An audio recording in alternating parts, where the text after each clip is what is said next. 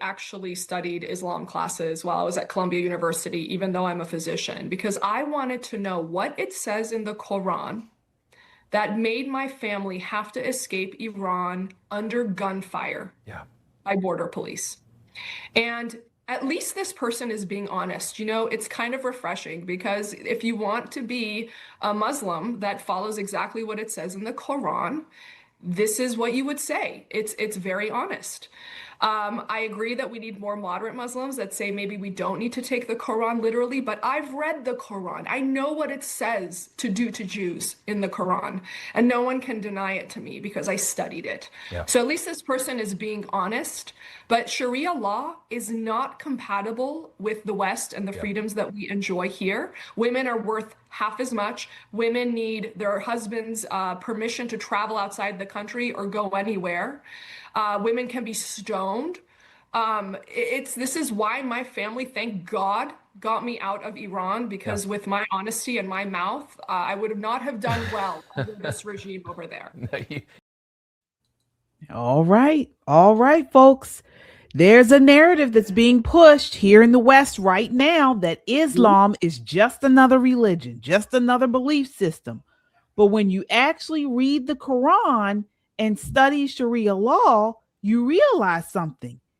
It isn't about personal faith. It's about a system of governance that directly conflicts with the foundations of Western civilization. And folks, if Christians don't understand this, we will be completely unequipped for what's coming. Across time zones and platforms, this is Christian Conservative, your trusted source for bold, unfiltered news and analysis on the issues that matter most to Christian conservatives. So I'm KJ, along with Michelle Talkington. How are you tonight, Michelle? Hey, I'm fantastic, well rested. Hello, everybody in the chat. Good to be here tonight. Yes, indeed. We are happy. We are so excited to be back with you guys tonight. From faith and family to politics and culture, we tackle the hard truths and stand firm on biblical principles. So join us as we expose the lies, defend our values, and fight for truth in a world that desperately needs it. All right. Looks like we already have some super chatters here. Thank you so much. All right. Kung Fu CJ says, hello, ladies. To God be the glory. Thank you. Thank you so much, folks. Again, your super chats go a long way in keeping us online. We do not have advertisers here yet. So you guys are what fuels us, what keeps us online, putting out this content. We appreciate it. All right. So let's get right into this. What did you think? So before, who is that? That lady, her name is Sheila Nazarene. All right. She's an Iranian American plastic surgeon, actually. She's also has a reality TV show. She's best known as the host of a Netflix television series called Skin Decision. And I think she's been on Real Housewives of Beverly Hills and some other reality TV, but she is formerly from Iran. So what did you think of what she said, Michelle? Well, I love that she shared that she's read it, so that she's not uninformed. Right. She escaped, or her family escaped, so she was really raised here and grateful for it. And it makes me so upset how this narrative gets to ignore women like her, or families who survived, or families that escaped. It's always convenient that the left owns television, owns that narrow, narrative, instead of just listening to real people on the ground, people that have been there, people that have seen it, people that have read it. You're right, KJ. This is not a religion that is here to be peaceful. It's an entire government, hence Sharia law, Sharia courts, and it is a conquering religion. It is about conquering, not even divide and conquer. It is about conquer and conquer. I was with a group last week of people that have immigrated to America that were proud. It included people who immigrated from Iran, from Venezuela, from Colombia, from all of the nations that the left tries to say this administration is against. And all of them said, God bless the United States. God bless Israel. God bless President Trump. We escaped. We are so grateful. You are helping my cousins, my sisters, my brothers, especially those who are in Iran and came from Iran or came from Persia. It is incredible to hear their testimony and then see these fools out on the streets preaching and telling us we need to be peaceful and Islam is about peace and Muslims are about peace. That is just not the case. And history proves it over and over again. Yeah. Yeah. And she brought up some very good points about the Quran, particularly what she was saying about what it says about Jews. So folks, it doesn't just disagree with Jews, it repeatedly curses them, mocks them, and paints them as ultimate enemies of God and believers. And it's really, I think all of us as Christians, we should read the Quran to read for ourselves, because sometimes you kind of wonder, you're like, why does the Middle East, why do Muslims all over the world hate Jews? You know why? Well, it says it in their book, their holy book. Okay, their key verses. In the Quran, 582 says, "You will surely find the most intense of the people in an animosity toward the believers to be the Jews." Okay, I mean, they flat out call Jews the strongest enemies of Muslims. And several places in the Quran 265 and 560 says, God turned some Jews into apes and pigs for breaking the Sabbath and other sins. Say, shall I inform you of what is worse than that as penalty from Allah? It is that of those whom Allah has cursed and with whom he became angry and made of them apes and pigs. I mean, that's a lot. It's a lot there. Did you know about this, Michelle? No, ma'am.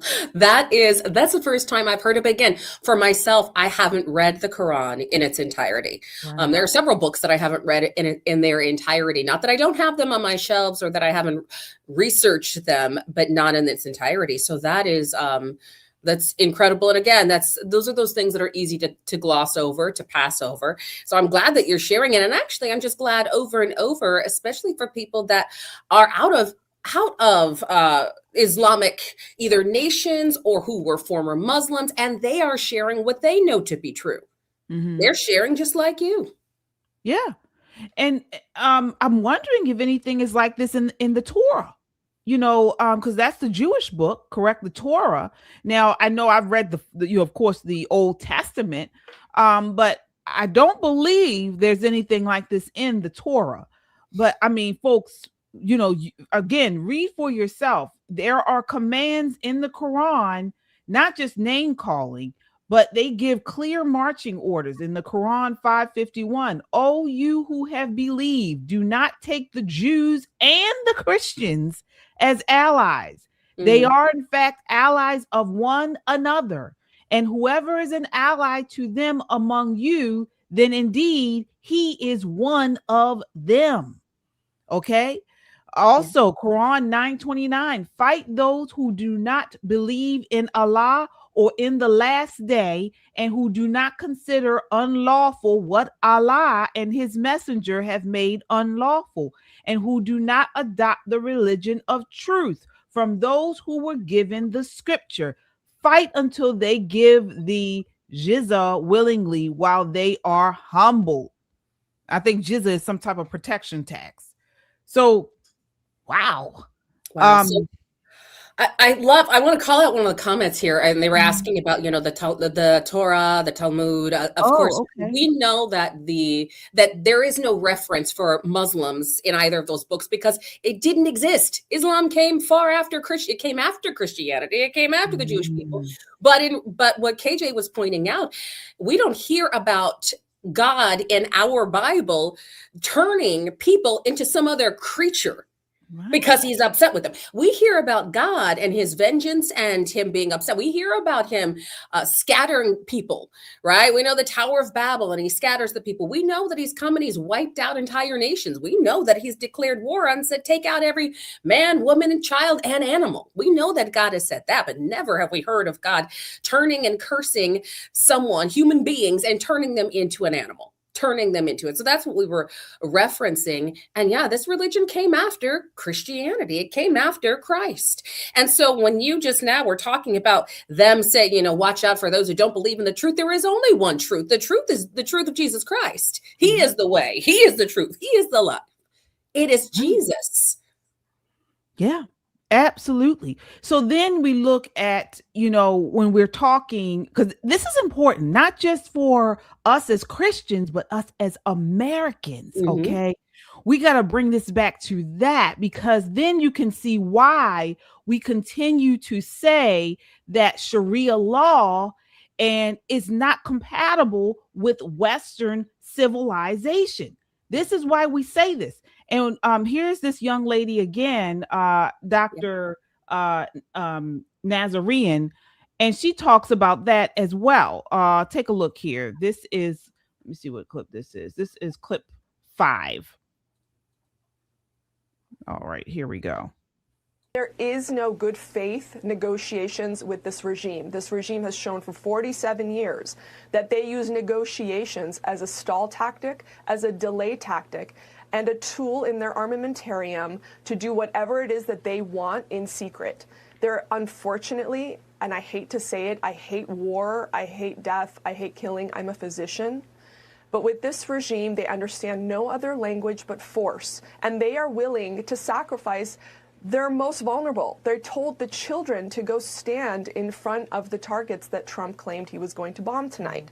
So they don't care about their people. All they care about is power, money, and a worldwide caliphate, and they understand no other language other than force. And if that's the language they want us to speak, we will speak it. All right. Michelle, what are your thoughts there on what she said? She's talking about, you know, not just Sharia law, but of course, what we've been going through over the last several months with Iran. Yeah. So can there be good faith? Where is the lies? She's telling the truth. And I think this weekend, so I was upset with a friend of mine, and we didn't get into anything. I just read their comments because it was about just that. It was about, look at essentially calling the Iranians righteous. Look at God working, because they were holding hands and they were surrounding the targets that bomb, you know, that Trump had threatened to bomb. They're surrounding the bridges, to which I said, that is such a false narrative, because these people are forced out of their homes, sometimes at gunpoint, at the threat of their lives, that if you do not do what we tell you to do, like it, let's think of Hamas building their tunnels, building their barricades underneath hospitals and schools and children's centers. They are cowards. They are cowards. And I don't believe for a second that this is some kind of natural movement where all of the citizens are supporting a tyrannical regime and blocking their bridges, holding hands in a kumbaya moment. That's not what happens. She's telling the truth. They force people to be human shields because they recognize that the West does not want human casualty. They, however, have absolutely no problem with human casualties. In fact, they are allowed to abuse and torture. And we know the word we can't say on here, but sexually assault women once they are captured. There are rules that allow for that. They do not value human life the same way. They just don't. And we're talking about radical regimes. We're talking about radical Islam. Yeah. So she's right. She's exposing the truth. And again, it falls on deaf ears from the left. Yes, absolutely. And let's talk about good faith. I mean, when you talk about good faith, we're talking about honesty, consistency, respect for agreements. You know, it means that we assume that both sides are operating under the same moral framework. You can't negotiate in good faith if one side plays by the rules and the other believes the rules don't apply. Yeah. And this is exactly what we're talking about with Sharia law. It's not just religious, it's total governance. And it's not simply, you know, personal faith This is what they govern themselves by. It doesn't separate religion and state. Okay. And so then we have to see, so how can we form some type of good faith agreement with that? I don't see how we can.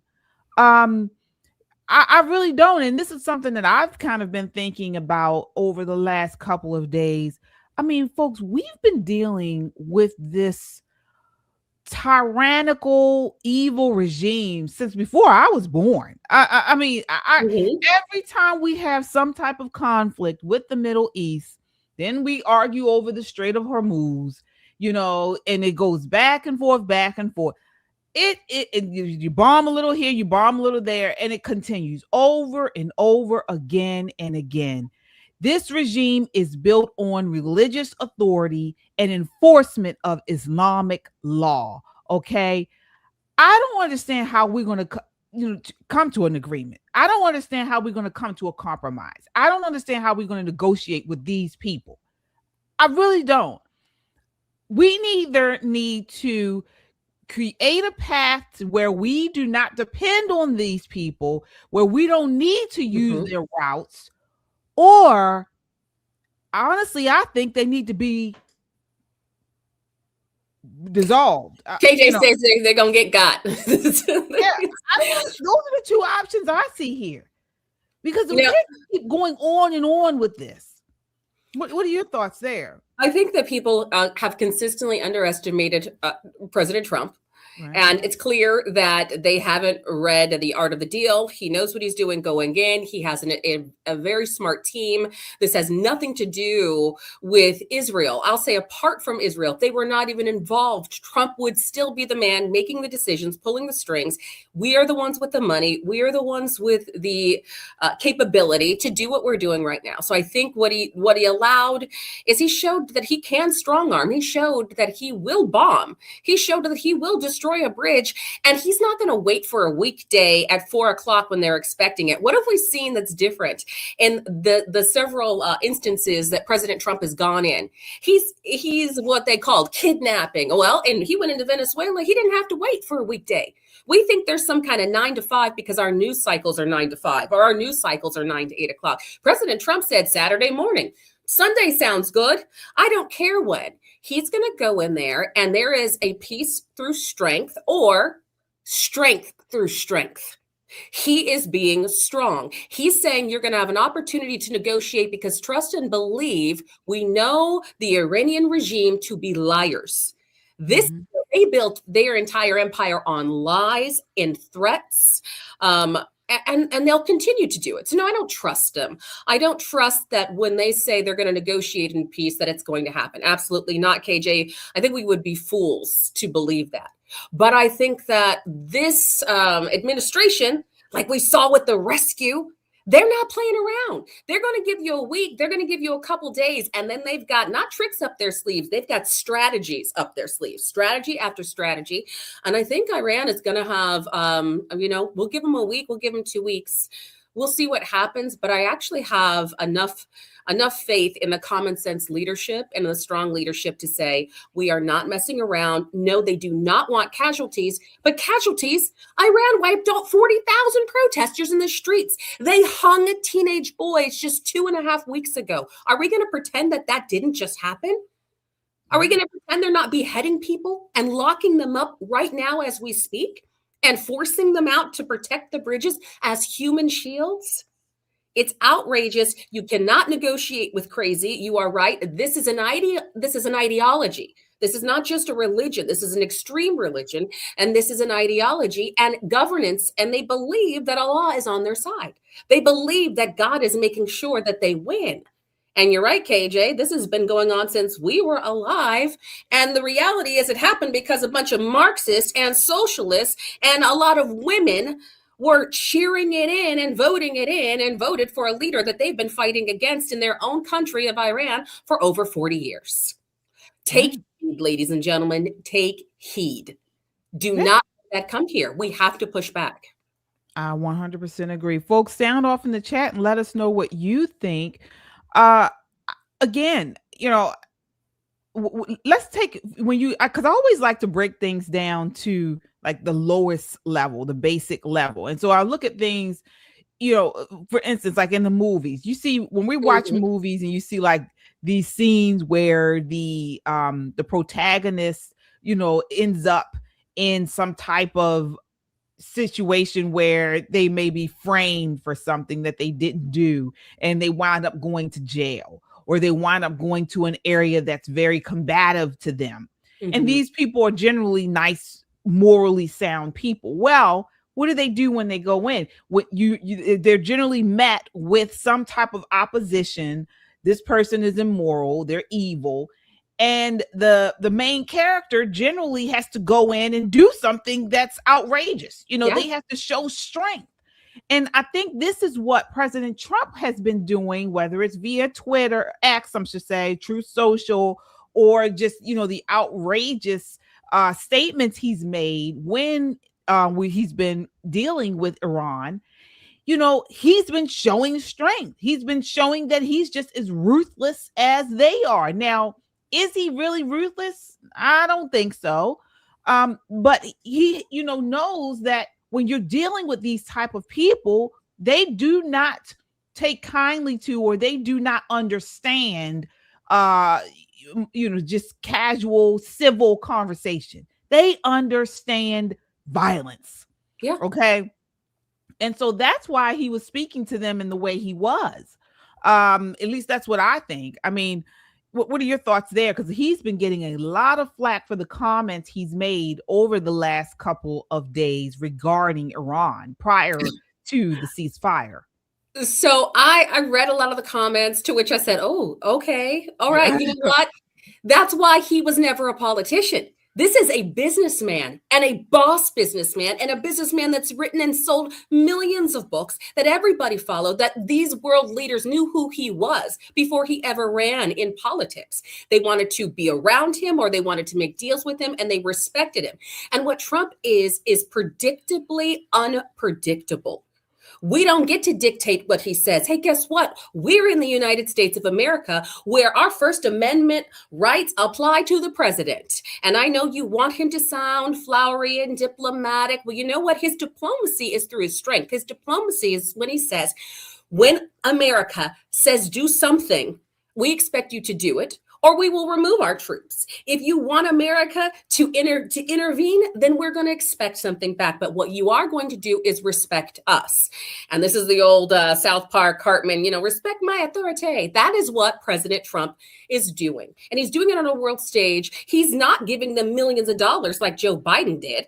What Obama did. Let's import millions of Muslims and call it a great thing because for the diversity of the United States. President Obama actually said what is happening now, that in 40 plus years, or, by 2040, that the United States is going to be completely different. He predicted it. He said it. He let it happen. They opened the borders. Trump is correcting and righting the wrongs of the previous administrations, and he's doing it without sounding pretty. He doesn't have to sound fancy. He's getting the job done. And frankly, that's what a lot of Americans voted for. The media just doesn't like it. But the media seems to love these politicians whose whole advertisements, their entire campaign is F Trump, F Trump, F Trump. I don't know if you guys have seen it. Look it up. Outrageous. And the media hailed it as a victory. They thought it was, oh my goodness, they're using such abrasive language. Look at how bold and how strong. But no, when Trump says something or tweets something or Truth Social something, they're clutching their pearls. Well, they can take their pearls, throw it to the swine that they like to hang around with, because I'm not shocked. It doesn't bother me. What bothers me is how we've been taken advantage of and that nobody did anything about it until now. That bothers me. Yeah. And we're going to get into it in a little bit of how we're being taken advantage of here domestically. But take a look here. This is a pastor talking about how America in how we are trying to be so inclusive, and it actually is going to be the downfall of us. This is clip 9.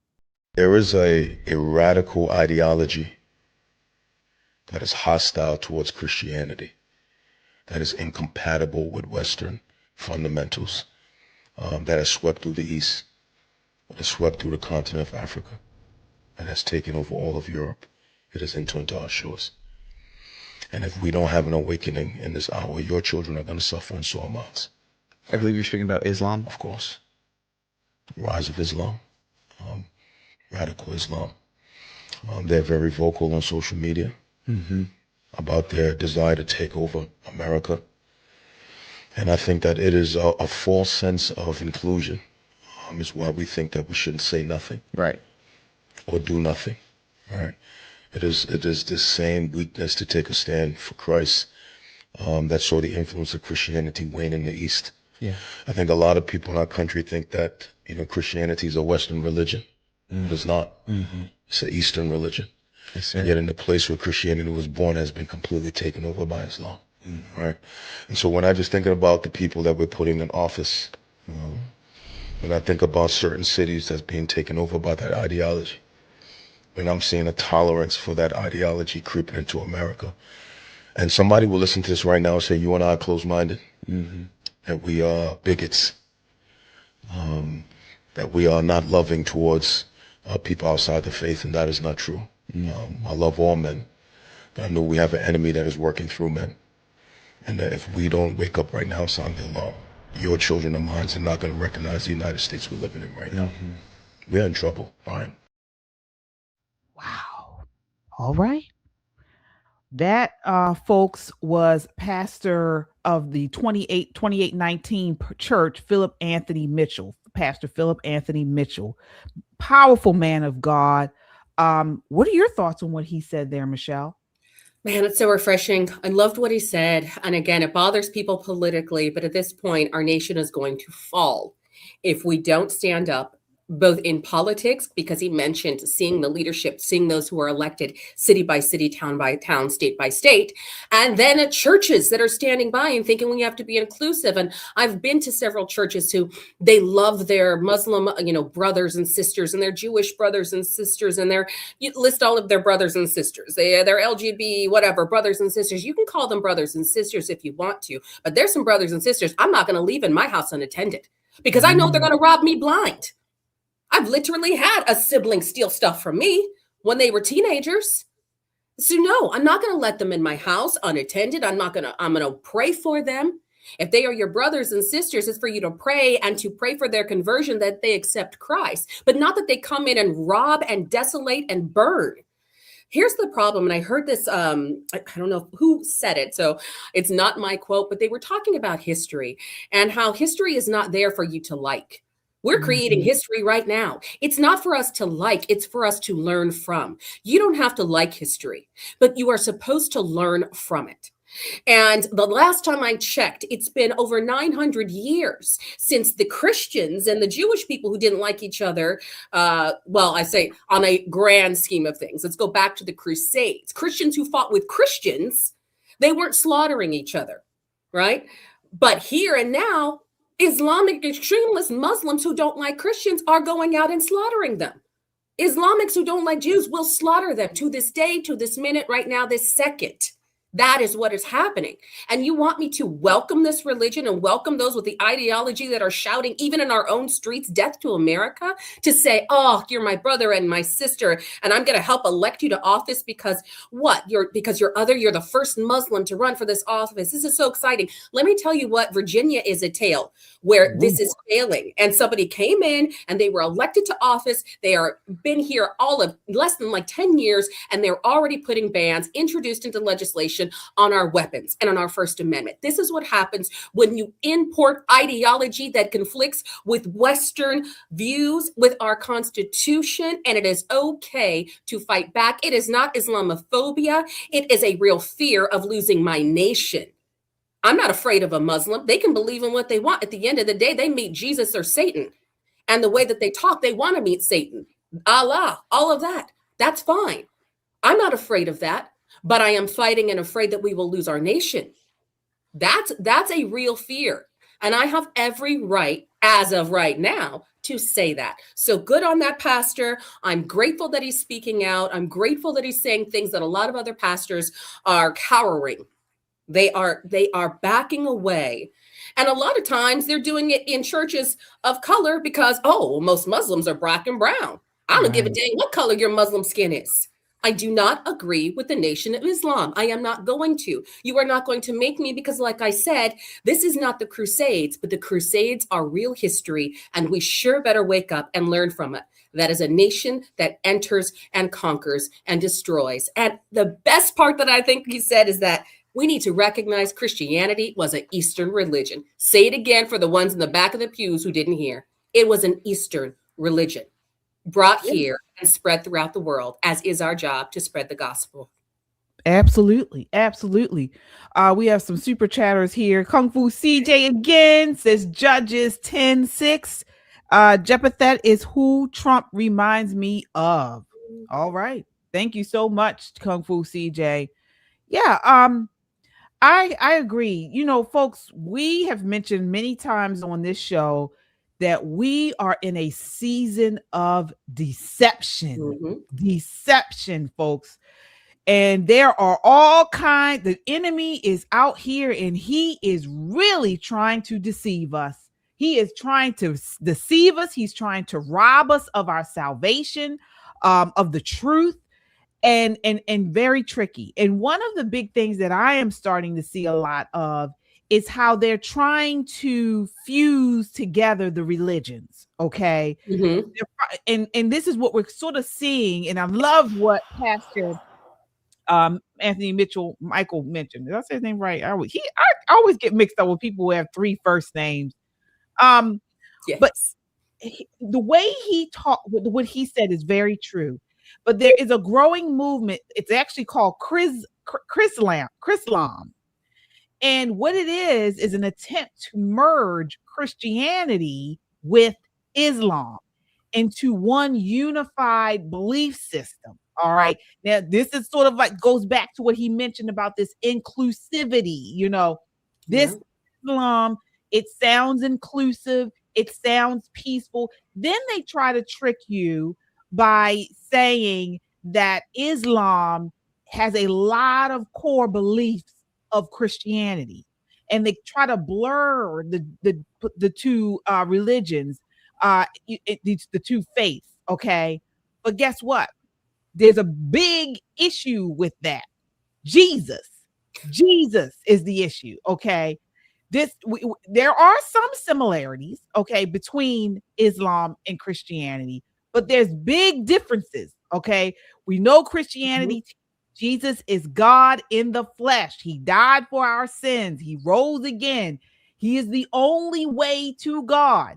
Islam teaches Jesus is a prophet, not God. It also denies the crucifixion. It rejects his divinity. All right. These aren't small differences. These are total contradictions. All right. That can send you to hell. I'm going to say it. I'll say it right here and now. Okay. This is not salvation through Jesus Christ's sacrifice. All right. This is not the cross. They are not the same. And we need to know what we know that we know. These are two mutually exclusive truth claims. It's either Jesus is God, Christianity is true, or Jesus is not God, Islam is true. Both can't be true at the same time. We got to know this, and we got to stand on this foundation.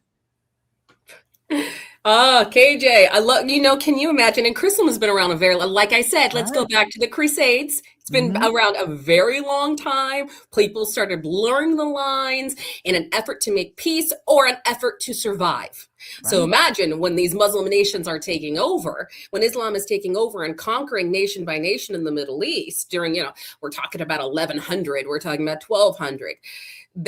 There was a lot going on, and people would do what they could to survive.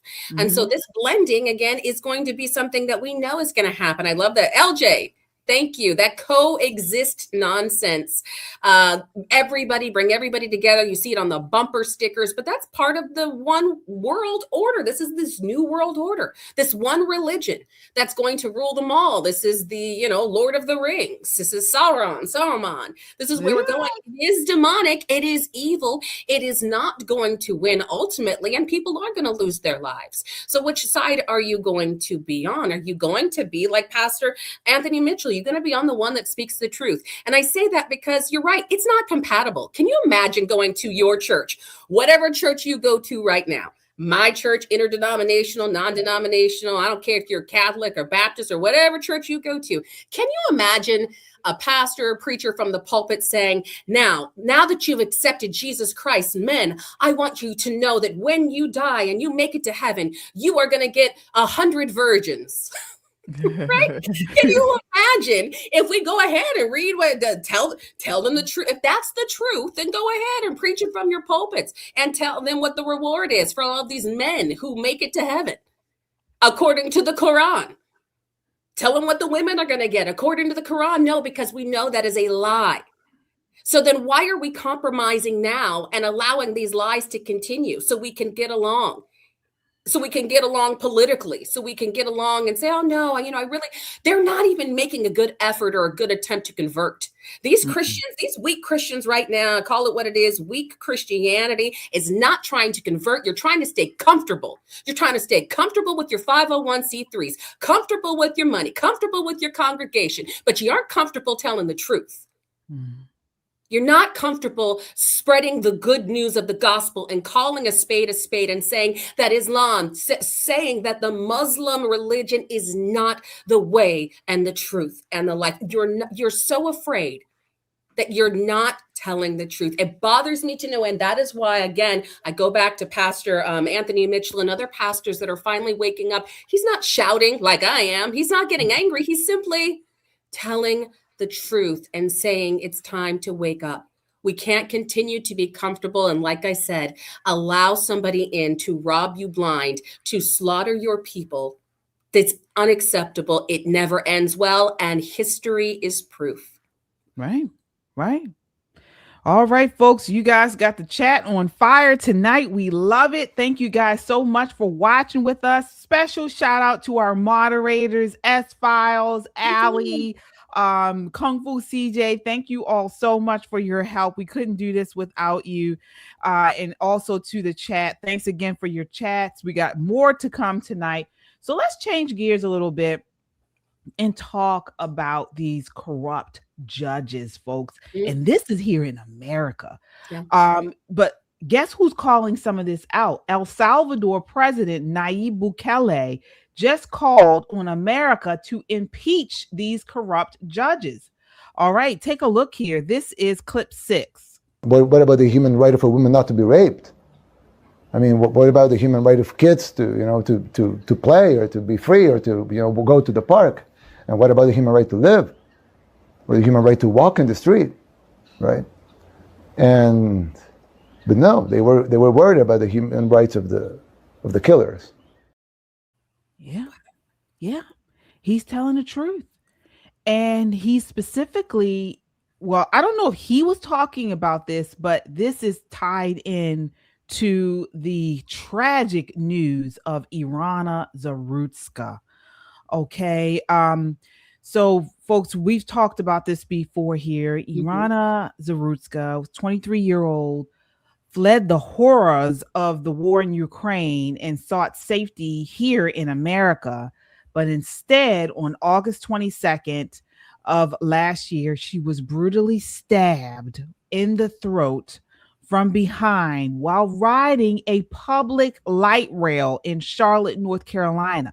She was murdered in cold blood by a deranged repeat offender, some homeless guy named DeCarlos Brown Jr. Now, shocking new reports confirm Brown has been found incompetent to stand trial, incapable to proceed on state murder charges after a psychiatric evaluation at Central Regional Hospital. His lawyer is asking for a 6-month delay while he's in federal custody. Before I get you in on this, Michelle, take a look here. This is clip 7. We're learning DeCarlos Brown Jr., the felon charged with the murder of Irina Zarutska on a North Carolina light rail, has been found incapable to proceed with trial. The decision comes after a mental health evaluation. So DeCarlos Brown has a string of prior charges dating back more than a decade, including a felony, larceny, and robbery with a dangerous weapon. Brown's lawyers are now asking the court to push back a scheduled April 30th hearing for another 6 months. It's pretty unbelievable. How many times can this man continue to commit crimes and be judged incapable of being accountable for his crimes? It's not just larceny. It's not just robbery. Now it's cold-blooded murder. Yeah. So this is what Bukele was talking about. Activist judges and a broken system that protects killers instead of victims. So while Irina lies in a grave, a cold grave, her killer gets off because he's supposedly too mentally ill to face justice. Michelle, what are your thoughts? I mean, of course, he was a psychopath. And like President Trump said, open up the mental facilities, bring back mental hospitals, put them in the loony bin, put them in the white padded room, have them medicated, because many of them should be. They probably shouldn't be in regular prisons then. Some of them should, absolutely, especially the ones that are repeat and know what they're doing. This guy is a psychopath. This is somebody who will do it over and over and over again, and there is a thrill in their lunacy. He's no better than, to me, than a serial killer. And these judges should actually face charges. These judges continue to aid and abet the most dangerous, vile, violent criminals on the face of the earth. And they put them out on the streets because, oh no, they're not sane enough to know what they were doing, but they're sane enough to let them do it again.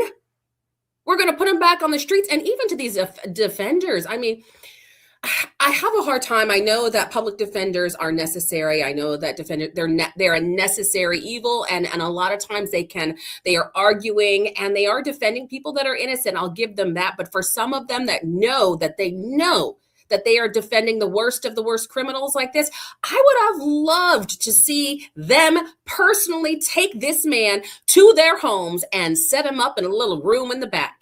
Let them stay with them for a week. Let these judges stay with these same men and women that they're putting back on the streets for a week. Give them 5 days at least and see how comfortable they are. Because we're not comfortable knowing that our children, our moms, our daughters, they could be murdered for no reason because you decided it's convenient to put them back because of some program, because of some DEI agenda, because you happen to be woke, you don't believe in prison, and you don't believe in American justice and our laws.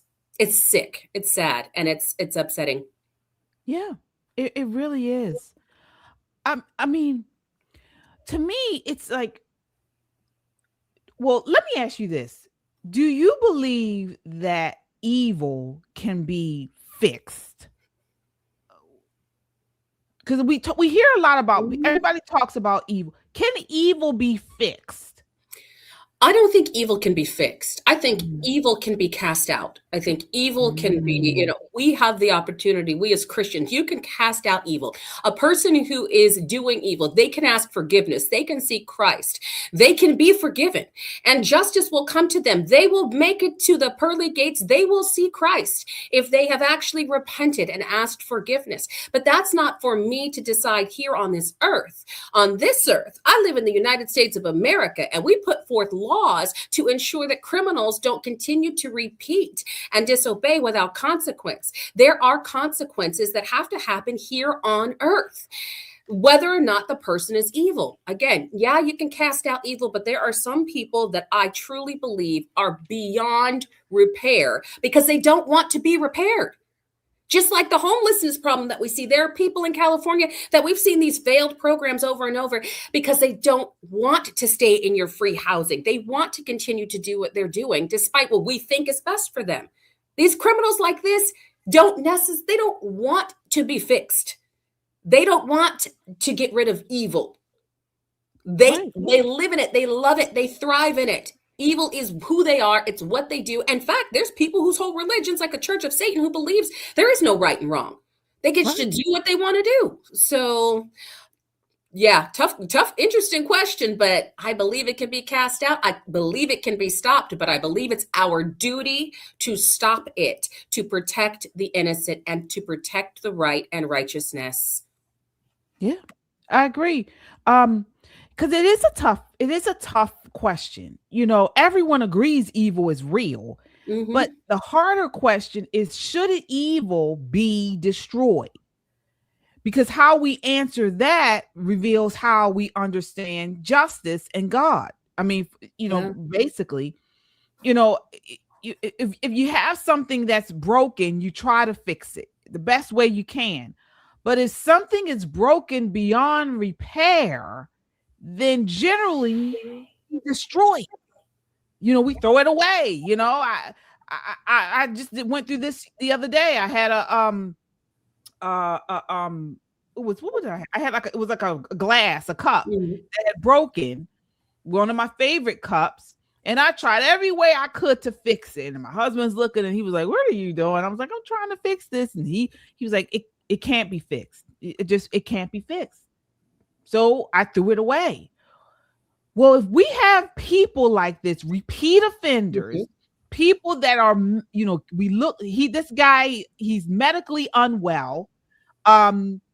We don't see really, you got these people like him sitting in jails, sitting in insane hospitals. Sometimes they're let out and they commit these crimes over and over again. Why is he still here? This is what I don't understand. We talk about it in Revelation, evil, sin, and death ultimately are defeated. So in my opinion, why are we still dealing with these people if they are in fact evil, if they cannot be redeemed? This is what I don't, to me, they need to be put down. I don't know. I may be crossing the line there, but I just don't understand why we would continue to deal with these types of people. And then, good Lord, what if for some reason, something happens and he gets out? This guy, there's no redemption in this person. Yeah. So I don't know. I'm just asking. I want please to chat, and you, Michelle, you've answered it somewhat. I'm really just asking this. I'm really wondering about this. Margaret has insane asylum, so these people are put in general population with everybody in the jail. Yeah, I think Margaret has a good point. She said, Margaret Trendon said, evil cannot be destroyed here on earth. Yeah, I don't think we don't destroy it. That's why I said it can be cast out, but we're not going to destroy it. Ultimately, God is going to destroy it. Right. Ultimately, God destroys it, and sometimes you have to put down a rabid dog. Serial killers, I don't think they do not belong walking on this earth. Same as serial child sex offenders.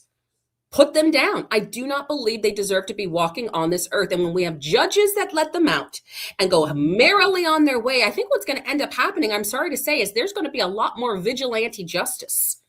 You're going to see a lot more people that say, okay, I trusted the system. I believed in the system. I put my fate in the hands of the system and it failed. And then, like the case in Florida with the small child who was murdered because of a rogue judge, they're watching this and they're saying, what can I do? And they go to the eye for an eye. We go back to Old Testament rules. And we have laws for a reason. So KJ, I don't disagree. There are plenty of people I do not think deserve to be alive. The ones, and this doesn't go to that whole pro-life. I love life, but when you're an adult and you make these decisions that end and result in the taking of several lives and you are repeat over and over and over, I don't think there's redemption for you. At some point, there is evil that is beyond repair. We have seen it. Epstein was an evil that was beyond repair. There are evils out there that should not. There are monsters. And what do you do with a monster?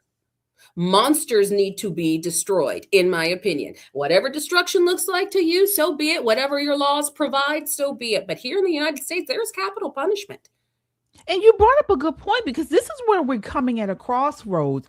We're coming at a point where we cannot depend on our government to bring down justice. Mm-hmm. So this is what they're actually called to do. Governments are called to restrain evil. They're called to protect us. All right. But when we become a world where they are derelict on their duty, then people start to take things into their own hands. Romans 13:4, an agent of wrath to bring punishment on the wrongdoer. So that's sort of like what government is charged to do. Yeah. They're charged to confront it. They're charged to restrain it. They're charged to judge it. But when they fail to do it, this is when really society collapses. Because then you have, like you mentioned, people who, what would you call it? Vigilante. Yeah, vigilantes come forward. So we got to call this stuff out. Well, one person is calling it out, one person that is in government. And you guys, I don't know how you feel about them, but those who watch Pop and Politics know that in the primaries, I was a big DeSantis fan. I still am. I'm hoping that maybe, I thought he would have been a great person to take over what's her name? Pam Bondi's seat. But I don't know. I'm not ready for him to be president yet, but I do think he would be great within some administration. But here he is calling for the impeachment of a rogue judge who released a child, rapist. Take a look here. This is clip 8. I appreciate the legislature for passing this, but I will just say to my friends in the Florida House of Representatives, I don't think what you've done is enough. You have the power and you have sufficient numbers in your chamber to impeach this judge, Tiffany Baker. Until you start holding these judges accountable, they are going to continue to find ways to benefit the criminal element. This was an outrage. This was such an easy call to make sure that this guy was put behind bars, and this judge refused to do it, knowing the risks, and the result has obviously been a tragedy. So Florida Constitution vests the House of Representatives with the ability to bring an impeachment against a circuit judge with 2/3 majority. Last time I checked, we've got way more than 2/3 of Republicans. Honestly, I think some Democrats would vote to impeach given what happened in this case. Yeah. Your boy's not playing around, okay? He goes after it. I love him. I love him. I know people have said things about DeSantis. I mean, he continues to me to stand up for what is right. He stood when it's inconvenient. Yeah. He was the only one standing up for children during the lockdowns, standing up for business owners, during the COVID lockdowns. I love him. I do. Michelle, what are your thoughts on what he said about impeaching this judge? It should have been done and said a long time ago. God bless him. He is a tremendous governor. He's a tremendous leader. He's a strong leader. You're right. I think that Trump winning this last election allowed DeSantis to stay strong and to really get a foothold of how he is going to continue to lead. So I think it was a good thing that where he is showing that he's not going to back down. And he's just getting better and better as far as I'm concerned. And that woman with her smug smile, that judge should be more than ashamed of herself. She should be impeached. She should be locked up for what she did. If I were that parent, she wouldn't sleep for a single day. I would be out banging pots and pans around her house. There would be some type of consequence to say, you murdered my child. Because you allowed someone who you knew had already assaulted them to get out and go right back. There were no consequences. These judges should be locked up. I just don't think it's enough to impeach them. I think impeachment is the beginning, but they are knowingly, willingly looking at these cases, that the most dangerous cases, the cases that the police are saying, are you insane? Do not let this person out. And they're saying, oh, well, we're going to let them out anyways. I think they'll be okay. Guys, this is an agenda. This judge had an agenda, and the agenda got a child murdered immediately. There wasn't even a delay. No. How sick.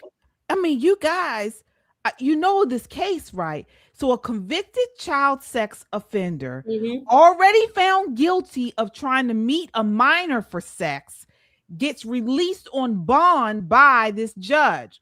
Prosecutors begged her to keep him locked up, and she refused. Just 1 month later, this monster allegedly tortured, beat, and suffocated his own 5-year-old stepdaughter to death. All right. And so this is so now Governor DeSantis is doing what real leaders do. He signed Missy's Law, that's the name of it, to stop this madness, and is openly calling on Florida, the Florida House, to impeach this irresponsible judge.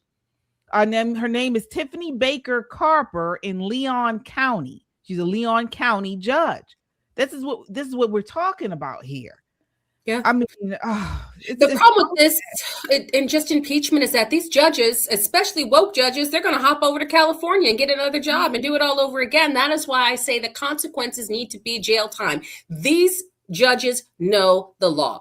We have prosecuting attorneys, we have DAs, we have those that are completely rogue, and they know the law. So they should be held to a higher account, and they are not. That's why I say it's not enough. There should be jail time. There should be some type of sentence. There should be something on their record that says they should not be allowed to operate or practice in any legal capacity for the rest of their lives, as far as I'm concerned, when tragedies like this happen. Right. We have some super chatters here, folks. Thank you all so much. All right, let's see here. Super sticker from Ethel. Thank you so much, Ethel. We appreciate you. Thank you. All right, we got Kung Fu CJ says, ladies, God has revengers. Nobody gets a pass. You're right. You're right. That's true. Yes, but I want to see the Avengers, and I want to see them now. Yeah. Too many movies for me, folks. Ladies and gentlemen, I have a vigilante mentality. There are just some things, again, with my 6 kids, I'm always putting myself in the shoes of those mothers, of those parents or dads who saw and know that this just happened to their children. It's just so hard for me to separate myself from it. You want to see consequences here. And I know there was a comment, I just wanted to go over. Somebody made a comment that it's not enough to put all of the worst who are found incompetent in an insane asylum, because there's people in there that are really kind of just, they have dementia or they have some type of problem. I really believe that we should have prisons specifically designed and created, the Alcatraz, maybe a handful that are just for those criminals, violent offenders, repeat offenders who are deemed unfit, who are deemed insane, who are taking these pleas, but there should be prisons created for them. So they're not just in a general population with regular prisoners if they're not fit.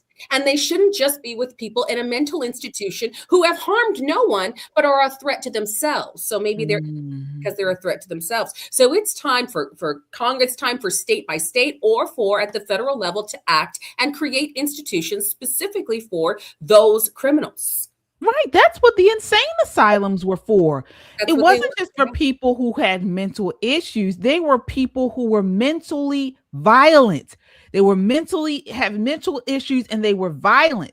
That's what we need back, because guess what? It's not only about innocent people becoming victims of these nuts, these evil people. But then there are people who have to take care of them.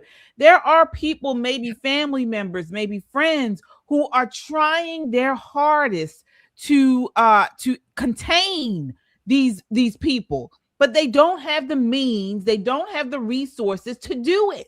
Yeah. So they end up either, getting hurt or killed, or someone else gets hurt because they were unable to contain this person, and then they feel shamed and guilty because of it. We need these insane asylums back. That's what we need all over the country. But I want the criminally insane asylums. I don't want the maximum. Right. There's different types of prisons.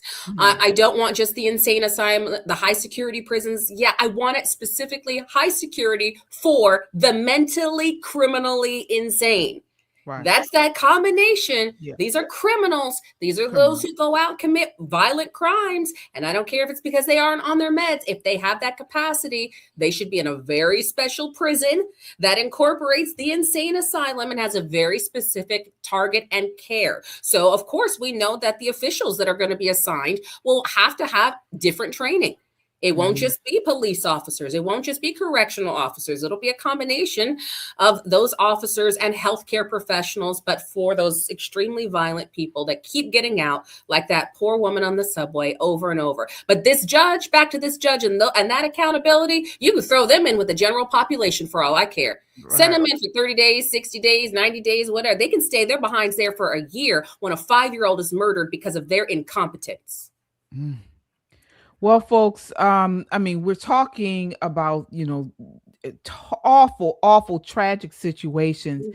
That takes us to this angel mom. So this is the part of the immigration debate the media doesn't want you to see, because behind the policies, behind the politics, they're real people, real American families living with the consequences that will never, ever go away. And we're talking about this mother, Patty Fox. She's speaking out now after her daughter, Carissa Asnes, was hit by an illegal immigrant from Venezuela, and her life was permanently changed. Take a look at this. This is clip 10. My name is Patty Fox, and I'm here to speak about my daughter, Carissa Asnes. Before everything, she was extremely driven. At 16, she approached me and told me about her dream job at a high-end salon. I didn't think she was going to get it. She got it. At 19, she was the youngest fragrance specialist in Chanel. At 22, she was attending esthetician school with big dreams of one day opening her own skincare line. Then the crash happened. We celebrated her 23rd birthday, March 15th. She is nonverbal. She is minimally conscious. She's wheelchair bound. And she ate her birthday dinner through a G-tube.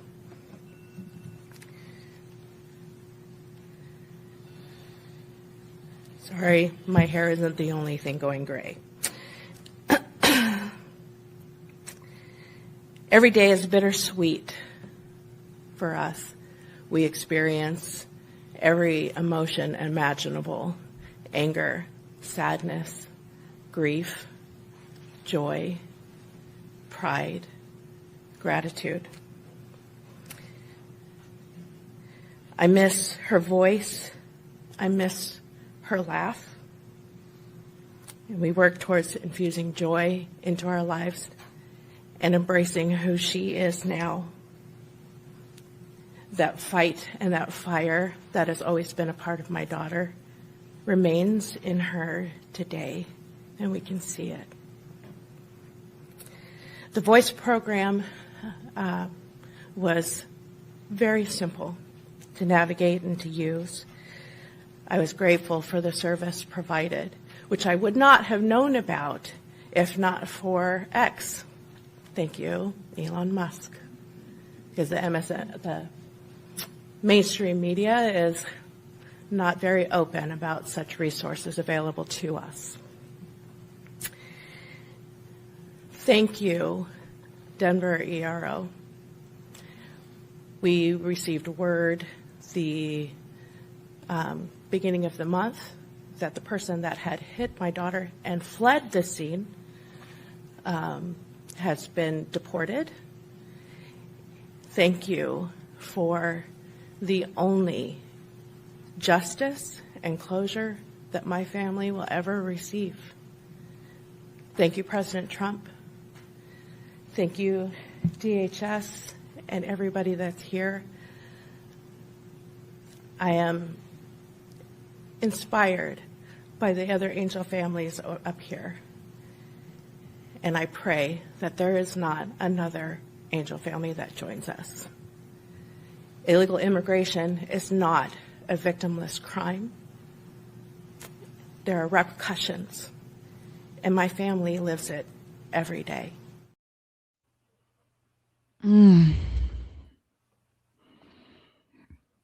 She said it. I mean, wow.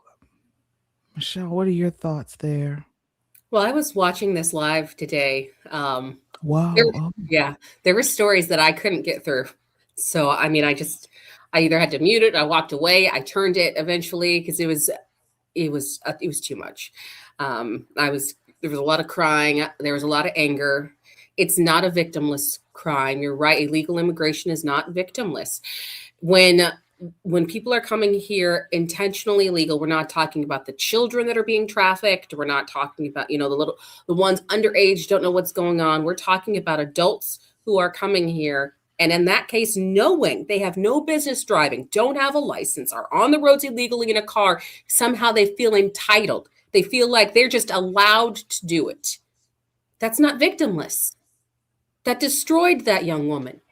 That took away all but her life because she's breathing. But her life is destroyed. Her dreams are destroyed. And there were so many angel families there whose children were taken, were not just hit or murdered by a car accident, which is seemingly innocent. That's not innocent when somebody's not supposed to be on the road, when they're not even supposed to be in the country, let alone on the road. So it's disingenuous for the left and for the media to make this sound like these are just all great people coming over because they deserve to have a great living and they deserve to have better here in the United States. Yeah, everybody wants to come here. We know. We are lucky to be born here, and we are blessed if we can immigrate here the right way and go through the right channels and the right paths, because then those people who do that are agreeing to abide by our laws, or they're agreeing to suffer the consequences if they don't. So when she said, she had the person who tragically struck her daughter, they were deported. That was not the case for several of the other families. Wow. That's what was so infuriating and sad, or their cases are still pending, or they're in jail, or some that, initially the people that harmed their children were let out by rogue judges and DEAs that refused to prosecute or didn't think it was an important enough crime. It's over and over. There's not one story there that was a happy story. The only thing that I saw was the heart of mothers and fathers who were willing to stand up and say, in the face of a media who's trying to tell them be quiet, that they're not going to be silent. And God bless every single one of them for not being silent. God bless them for speaking out and saying enough is enough. And it hurts. And those families hurt. Yeah. I have so much anger when talking to leftists about this type of stuff, because they have this. I prefer not to talk to leftists about politics. I really do. In my life, in my spare time, I really don't like talking to leftists about politics. And I'm surrounded by them. Mm-hmm. I am. My family, my friends are all leftists.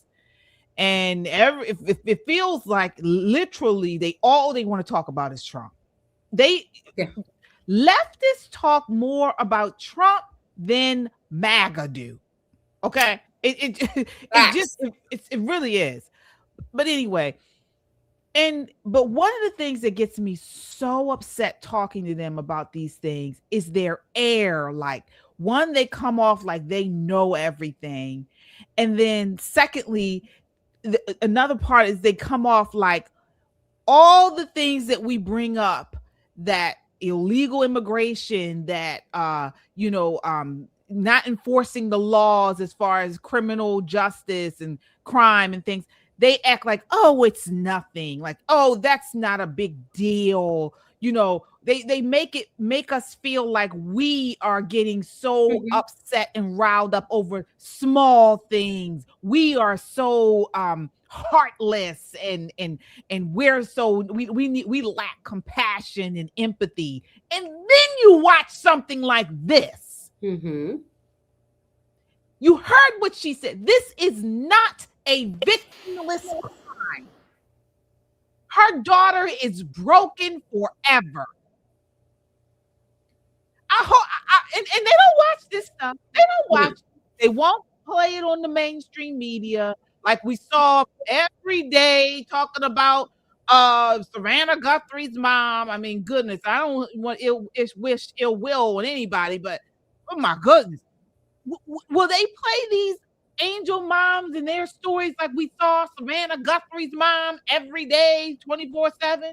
No. CNN, CBS, MSNBC, PBS, any of them. No, absolutely not. Nope. We don't hear it. But we got to talk to these smug leftists who claim that we're the ones that lack compassion, that lack empathy, that are xenophobic and all this type of stuff, until we see something like that. And it happens a lot more than we think. Folks, right here, we're in Maryland, but right across like an hour or so away in Fairfax County, Virginia, they literally illegals have committed more murders in that county than legal people. Yeah, I think it was something like 4 out of 5 murders right now were committed by illegal aliens. It was a crazy number that came out this week. Yeah. Fairfax, Virginia. That's crazy. But we're the heartless ones. When lawlessness is tolerated, innocent people suffer. Oh my gosh. I am so sorry for that mom. I'm so sorry for their family. Mm-hmm. Oh, folks, we've already said it on here. Romans 13, 1-4 talks about how government is called to uphold justice and restrain evil. We have borders for a reason. Borders are not immoral. Chaos actually is. And that's what they are creating. Lawlessness is not compassion. It's neglect. Oh my gosh. But this is Ephesians. This is wickedness. Ephesians 6:12. This is the wickedness in high places. This is wickedness influencing powerful positions. Wickedness has always been here. And it influences the powerful in media, the powerful in government agencies. Now, God created the government system. He created government, right? We know he's the author of that, but it's been corrupted. And Satan will always find a way to corrupt. And when the leftists, when you're arguing with them, you can tell them your own sob story and they will not listen. They will turn a blind eye intentionally. It does not fit their agenda. There is nothing wrong with us wanting to defend Americans on American soil. And I don't have to feel bad for everybody's sob story. Let me just tell you, you can have the greatest story. And yes, everybody wants to be here. That doesn't mean you have the right to be. This nonsense about this is conquered land, this is stolen land. Yeah, this was conquered land. This is what happens over and over. But now we have sovereign borders for a reason. There's a reason these leftists can't actually go, even though they tried to take their fancy plane to Cuba. Guess what they had to have? Passports. Guess what they had to show? IDs. Because Cuba doesn't just let people come over there that way. None of the other nations and countries let people come over that way. But they expect Americans to allow that behavior because somebody doesn't make as much money in South America as they would here. Absolutely, they don't. That's why America is great. So get in line like everybody else and do it the right way. Now, if you want to talk about that debate, which I will, going into Congress, running for Congress, that's a discussion we need to have. We need to do a better job. There should be more workers to actually process people, which means read the stories and vet them and get rid of those ones faster who shouldn't even have been in the line. Like the criminals that crossed the border during the Biden administration. They had no right in the line, and they know that. Criminal cartel members by the tens of thousands that came here. And some of them were the ones responsible for the deaths of those angel families, the victims that those angel families were talking about. Wow. Disgusting. I don't have to feel bad for you. I don't have to say, yes, you deserved to live here. Now, if the leftists really want to do something, they should take on it case by case. Every one of them should open up their home and let somebody stay with them. And they should work on the process to get them their paperwork and help them to become legal citizens. I've done it. I've babysat for somebody to make sure, and they went and they took their citizenship test, and we were so excited when everything came back in the mail, and they're now a U.S. citizen. It was beautiful. Beautiful woman, but she came here on a work visa and worked her butt off. Did the right thing and waited for years to become a citizen. Deserves to be here. And I have so many people that I work with and in my line of construction are working with and saying, yeah, they deserve to be here. But trust and believe it needs to be done right. And when it's done right, we won't see all of these angel family cases. Because we'll know who's in our streets. It's bad enough we have criminals that are our own that we have to deal with in the streets. But to let all these people in our communities, like what's happening in Detroit and the deep blue cities and Baltimore and Prince George's County here? Absolutely not. You take yourself and go back to the nation you came from, especially all the ones that want to chant death to America. You got to go. They need to be shipped off, shipped back out, and come through the right way. I will never back down from that. I don't have to feel bad from that. That is what our laws say. That is what we should be abiding by. That is what I stand on. That's American business, and it's nonsense for us to feel bad while we're losing people to car accidents and a sexual assault and murder and being bludgeoned by things. Outrageous and demonic at that. Yeah, I agree. Folks, sound off. I know you guys are sounding off in the chat. We got some super chats here. All right. Let's see here. We have Kung Fu CJ. My parents live in Loudoun County. Thank goodness. Oh, yeah. Okay. Better wow. county. Yeah. Yeah. Folks, I mean, it feels like it's going crazy all over the world right now. And that's have you all heard what's happening in Canada right now? I mean, talk about peak end times insanity. Take a look at this next clip. This is clip 2. We will not let fear win. A world without trans people has never existed. A world without drag has never existed. You might be noticing that the LGBT set of acronyms keeps growing, eh? And it's kind of a form of its own parody in some sense. It's like, well, I'm oppressed. It's like, yeah, you are. And well, I'm oppressed too. Yeah, you're also oppressed. And maybe I'm even oppressing you being part of this other marginalized group, but at least we share our oppression. Well, I'm also oppressed. Well, so am I. I'm oppressed too. It's like... When the budget was released, I was shocked to find out that Prime Minister Carney is cutting $7 billion between Indigenous Services Canada and Crown Indigenous Relations. They provided $0 to deal with the ongoing genocide of MMIW G2S LGBTQIA+. This is abhorrent. This is callous. This is callous because the very Liberal government that has stripped organizations of life-sustaining funding. What? KJ, I had to replay that list of letters. I had to replay it like 6 times to catch what she said, and I had to read it over and over again. Because what in the world, what in the Lord's green earth is happening? We shouldn't even be acknowledging this at this point. And that first clip with the people in all of the wonderful colors dressed up, all of the drag queens, whatever, great, good on you.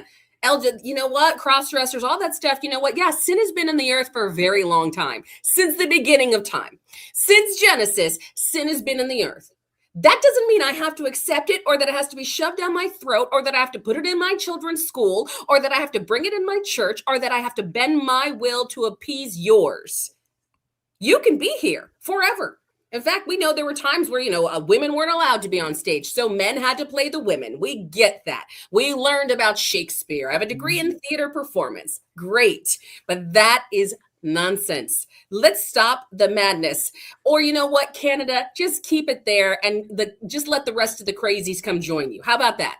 Canada, let them all in, because you guys have lost your mind on a million different things. You're really against freedom. You're against guns. You lost your way. That's all right, guys. Everybody go up to Canada. It's fine. And then maybe we can have some sanity back here in the United States without whatever the last thing is she said, because that felt like a whole keyboard, you know, the old typewriter. Yeah, it's crazy. These people are nuts. And then so I hope you guys understood. So that was Jordan Peterson back in 2019 talking about how these people, you know, these insane leftists were creating these long acronyms and these different boxes to click and talk about and stuff. And now here today, he was right. This was coming. And the other video didn't play all the way. Take a look here. We will not let fear win. A world without trans people has never existed. A world without drag has never existed, and it never will. Queer people have always been here amongst us. They are our coworkers. They are our brothers, our sisters. They are our mothers, our fathers. They are our families. Drag is art. Drag is culture. Drag is educational. Drag is creative. Drag is comedy, but drag is not a crime. My name is Scarlett Bobo, and thank you so much for your time. Keep it in the theater. Keep it on the stage. I don't want to have to work with you dressed in drag. I'm sorry. This is ridiculous. It was like you mentioned, it was a costume. It was theater. It was expression. Now you're making this like your real life. I mean, it's ridiculous. It was ridiculous. Adult entertainment that was meant to be for adults who wanted the entertainment. And I know, because I was in an industry where I had to host drag shows or host a play for a child or host whatever came to the theater. I get that. That's where it was supposed to be. But they weren't coming to like the movie, like The Birdcage with Rob. They weren't forcing you to accept it and say it's okay for everyone. And let's teach children at the age of 5. Right? They crossed lines, but Satan does that. It's a little bit here, a little sprinkle over there, and a sprinkle over here. And I loved what he said, what Peterson said, it's growing and growing because everybody's oppressed. Everybody has their sob story. I'm oppressed. I am with 3 equals with a $5 super chat that says, stop it. Thank you for your super chat. And yes, I 100% agree. Just stop it. Right. You got another one here. Scrapping Beauty says, I got my PATWP newsletter. They won't help ICE. I put in for a new home in South State. I got my inspection next Friday. It is not sanctuary less. It is not sanctuary less taxes. Oh, wow. All right. Yeah. You got to do what you got to do. But I mean, this is insane. I mean, she spelled it out. I don't even know how she was able to do it. But basically, you know, it's just crazy. It's crazy, folks. And we got to continue to call it out. We really do. And one thing I want to talk about is because we started out talking about Sharia law. Okay. And just stick with me here, because I know people are like, what do you mean when you're trying to connect it to? Well, really, when you talk about this, you know, radical Islam, and then what we just saw, which is really radical secularism, they both attack biblical order. Yeah. So again, like one through sword and subjugation, that's Sharia law, and the other through propaganda, education, and erasing, you know, distinctions that we have in society between male and females. So Canada is showing the West, really, they're surrendering without a fight. This is what I'm talking about. Well, they don't have a good military, so I'm not surprised. Yeah. There's no fight. There's no fight up there in Canada. The problem is that we're surrendering without a fight. The problem is that we're allowing leftists to be our system that dictates how we fight. that we're letting leftists actually get elected to higher offices that say both queer extremism and exposure to your children is acceptable and Sharia law is acceptable in places like Texas. Right. Texas. And they're moving from states like Maryland, where it's already extreme, and they're going to Florida, but then they're fundamentally changing states like Florida. So they're dividing, they're going into places, they're letting sin take root. They are there to plant. They are planting seeds, and in both categories, they don't care how long it takes for them to water the seeds for it to grow to our destruction. See, the entire LGBTQT, elemental P, whatever she said, mafia. That mafia came in and they started with 2 and then 3 and now 25.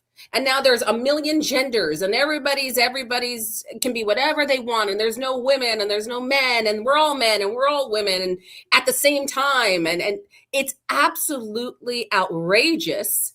And then we're supposed to swallow that lie. And then they build it into our laws and they're building into our schools and there's not enough pushback. And then on the flip side, you're right, KJ, you have absolute outright demonic entities leading in a holy war in front of our faces, undermining our Constitution and then undermining and attacking Christianity in our neighborhoods.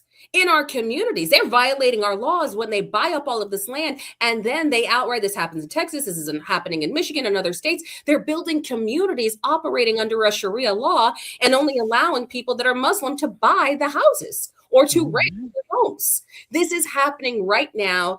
And you're right. 2 very distinct evils happening at the same time. And what are Christians doing about it? And it started with little tiny seeds of, oh, this is my brother and sister. This is my Muslim brother. This is my Islamic brother and sister from a nation that absolutely hates America, but I love them. But this is going to be great. You can, like I said, go back to love thy neighbor, love them, pray for them, and pray that they accept Christ. And the same thing with what was seemingly innocent in all of the LGBTQT. And I know a lot of gay and lesbians that are like, that is not my community. In fact, right. Organizations, Gays Against Grooming is one of them. They've been part of Moms for Liberty outreach programs. They're like, look, this is supposed to be an adult issue. Who I like and who I'm attracted to was just supposed to be between me and the person I was with. This was never supposed to be about grooming children, but Satan knows how to get in and he knows how to grow. And there is no pushback because evil is evil. Where is the righteous? And why aren't we standing up? Yeah. Absolutely. Absolutely, folks. Well, folks, don't forget to hit that like button as you come in. That helps to get this video out in front of a wider audience. Also share. That's a really big key as well. Hit that share button on here. Yeah. It'll actually connect you right to your social media. You can send it in a text message, an email, share this broadcast. We want to get the word out and we want to grow this channel. Our goal is to hit 20,000 subscribers, so we can only do it with your help. So please, folks, hit that like button, share, and subscribe. Yes. All right. So we're going to end tonight on a lighter note, on a happier note. This is a really sweet video of San Antonio, Texas, Chick-fil-A manager, which has gone viral for him doing something for his customers. I'm going to let you guys look and see what he's doing. And then, let us know what you think. Sound off in the chat. This is going to be our last video of the night. And so we're going to put this on and then sign off. We got one more super chat. Oh my goodness, Butterbean. I was wondering where you were. I was like, because I knew you had commented earlier on. All right. She says, oh, Canada, bless your heart. Thank you, ladies. Thank you so much. Thank you, Butterbean. Yes, we appreciate you. Thank you. Thank you. Thank you. All right. Yes, indeed. Yes, folks, check out this last clip. We'll be back on Sunday night at 9 p.m. We will be back here. So please make sure you hit that notification bell so you know when we go live. And check out this clip. Such a sweet clip just to end the night. All right. Do you have anything else to say, Michelle? Before we I go will out? say before you watch this clip, guys, just like I said before, where are the Christians? Be bold. Be bold. Absolutely. Absolutely. All right. Here you go. Trusting him and asking the Lord, I need some help. And just get that touch of heaven right down on me. All you gotta do is ask for enough manna from heaven, that daily bread to get through this day. You don't have to worry about tomorrow. Worry about this day. But you don't have to worry about it. Just give it to God. That's my encouragement to you, my prayer. I pray that, one, Jesus does love you with all his heart. He died for you. That's what we celebrated yesterday. And just invite him in. And I guarantee you all these things, you might get overwhelmed, you can't handle it, but you'll see miracles happen. Two, the second thing is don't let the heart days win. You might think heart's just this big Mount Everest is coming out and you're trying to hold this rock up. And you said, God, I cannot handle this now. And just lean on him, and I guarantee you, you'll be moved. Just trust in him, okay? God does love you. All right? That's my little prayer to you. Just remember this. Trust in God. Life is nothing, but if you trust God in the darkness. Nice. On Sunday. This is Christian Conservative. I'm KJ with Michelle Talkington.